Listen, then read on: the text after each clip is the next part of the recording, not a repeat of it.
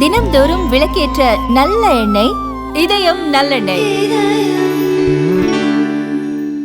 கரூரில் கடந்த 27ஆம் தேதி நடைபெற்ற தமிழக வெற்றிக் கழக தலைவர் விஜயின் தேர்தல் பிரச்சார கூட்டத்தில் ஏற்பட்ட கூட்ட நெரிசல் சம்பவம் பெரும் அதிர்ச்சியை ஏற்படுத்தியுள்ளது.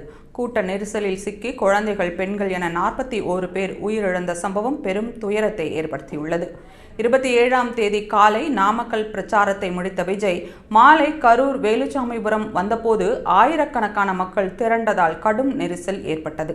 அதில் சிக்கிய பலர் மயங்கிய நிலையில் 41 பேர் பரிதாபமாக உயிரிழந்தனர். சம்பவம் குறித்து உண்மையான காரணங்களை கண்டறிய ஓய்வு பெற்ற உயர்நீதிமன்ற நீதிபதி அருணா ஜெகதீஷன் தலைமையில் தமிழக அரசின் சார்பில் ஒரு நபர் ஆணையம் அமைக்கப்பட்டு விசாரணை மேற்கொள்ளப்பட்டு வருகிறது.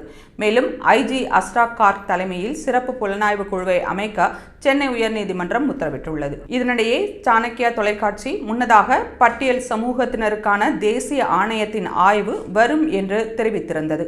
இந்நிலையில் தேசிய பட்டியல் சமூகம் பழங்குடியினர் ஆணையம் இன்று கரூருக்கு வந்துள்ளது. உயிரிழந்த 41 பேரில் 13 பேர் பட்டியல் சமூகத்தினர், அதில் 7 பேர் அருந்ததியர் சமூகத்தைச் சேர்ந்தவர்கள் என்றும் கூறப்படுகிறது.